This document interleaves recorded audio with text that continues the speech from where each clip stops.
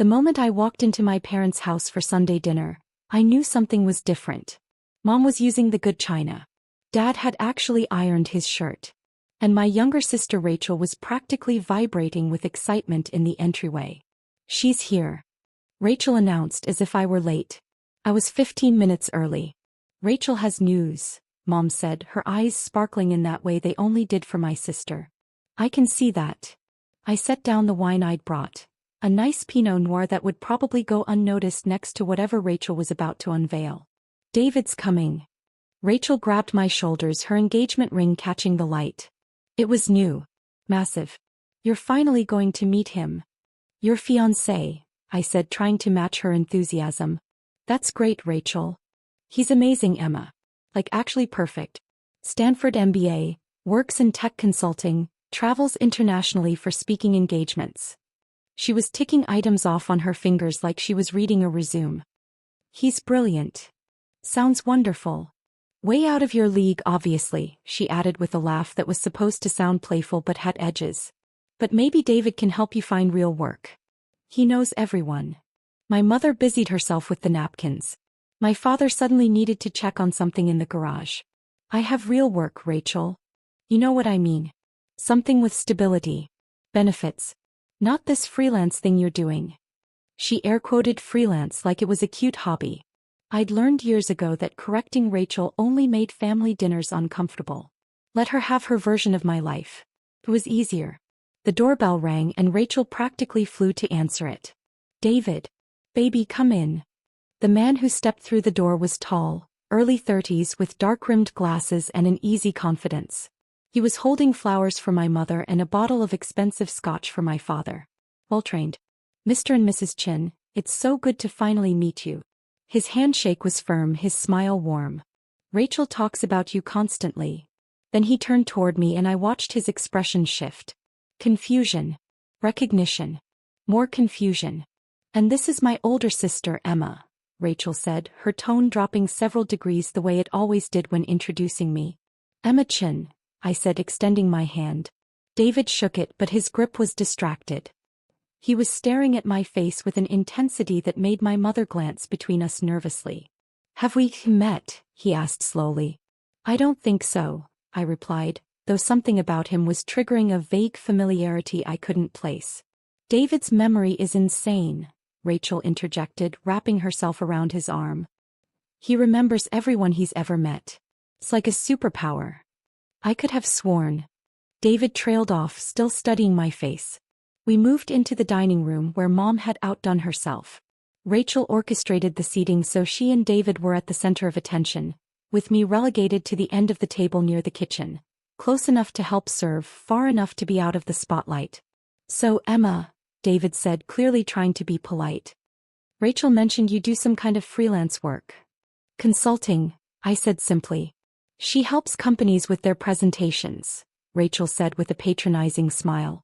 "Like PowerPoint stuff. Making slides look pretty." David's eyebrows rose. "Presentation consulting?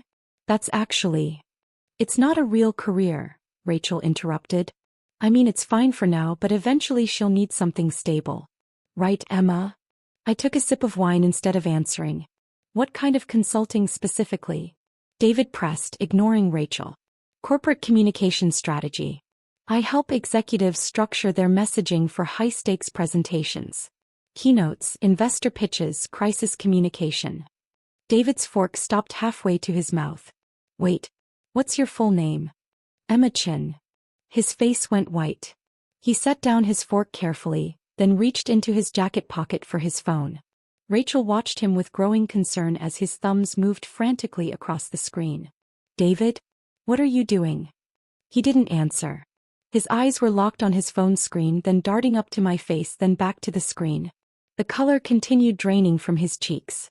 "You're Emma Chin," he said, his voice barely audible. "Yes? You're the Emma Chin." He turned his phone around, showing me my own professional headshot from the TechVision conference website. "You gave the keynote at TechVision last month. The Art of Impossible Conversations, Communication in Crisis." My stomach dropped. "I was there," David continued, his voice getting louder. "I was in the third row. You spoke for 90 minutes without notes. You had 2,000 people completely silent. I've never seen anything like it. Rachel's smile had frozen on her face. You broke down the Theranos crisis communication failures point by point, David said, scrolling through his phone now, pulling up notes. You analyzed how leaders lose credibility through linguistic choices. You had real-time demonstrations with audience volunteers. It was the best keynote I've ever seen. Thank you, I managed. I bought your book in the lobby. He was talking faster now, his professional composure cracking. The one about strategic narrative in business communication. I've used your framework in 3 client presentations since then. Mom had set down her wine glass. Dad was leaning forward, confused. David turned to Rachel and I recognized the look on his face. I'd seen it before. The exact moment someone realizes they've been sold a lie. You said you gave that presentation. Rachel's laugh came out too high. What? No, I didn't. You absolutely did. David's voice was calm, but his hands were shaking. 2 weeks ago. We were having dinner and I mentioned I'd been to an incredible conference keynote. You said, and I quote, "Oh, that was mine. I spoke at Tech Vision." I think you misunderstood. I told you specific details about the presentation. About the Theranos case study.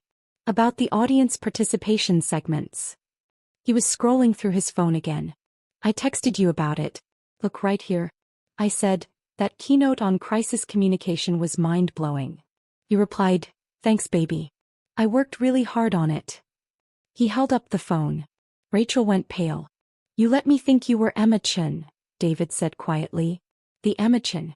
For 2 weeks, you let me believe you were this incredible communication strategist who commands 5 figures for a single keynote speech. I never actually said. You implied it. Heavily.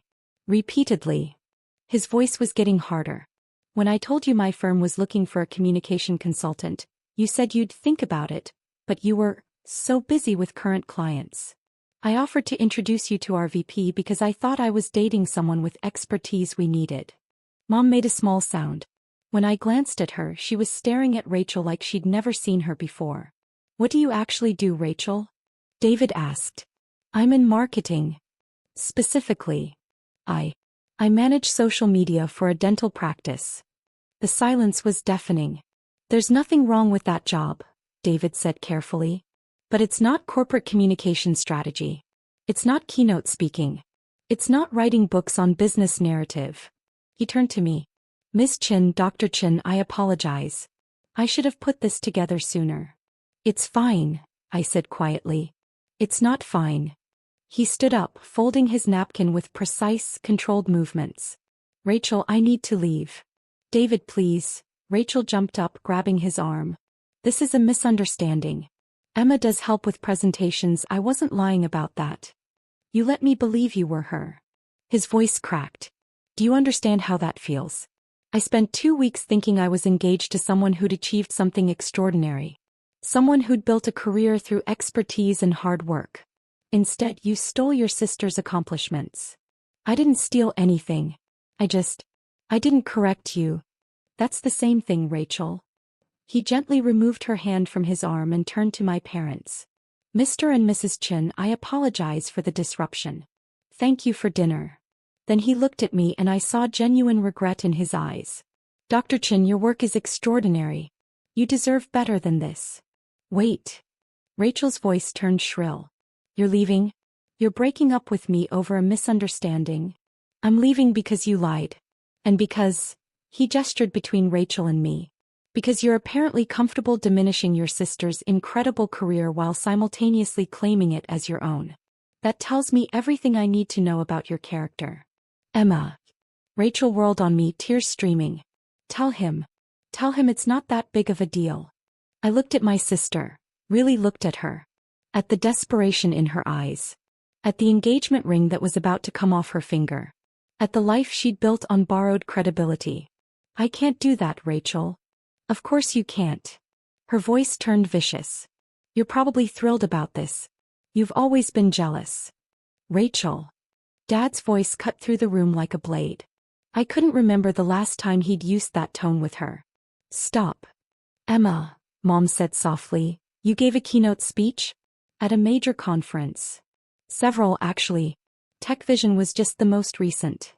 You wrote a book? 3 books. The most recent one hit the business bestseller list last month. I watched them process this. Watched them realize how little they knew about my life. How they'd accepted Rachel's dismissive summary of my career without ever asking me directly. David was already at the door. Rachel followed him, pleading, but I could see it was over. You don't come back from that kind of deception. After he left, Rachel stood in the entryway crying while our parents sat in stunned silence. Why didn't you tell us? Mom finally asked. I did. My voice was gentle but firm. You didn't listen. When Rachel said I was doing PowerPoint stuff, you accepted it. When I invited you to my book launch, you had plans with Rachel's book club. When I mentioned speaking at conferences, you thought I meant attending them. We didn't know, Dad said. Because you didn't ask. I stood, gathering my coat and the wine I'd brought, still unopened. Emma, wait, Rachel said, her voice broken. You can't just leave. You have to help me fix this. No, Rachel. I don't. But he won't listen to me. If you called him, explain that you don't mind. But I do mind. The words came out firmer than I'd intended. I've minded for years. I minded every time you introduced me as your flaky older sister who couldn't hold down a real job. I minded every time you cut me off when I tried to talk about my work.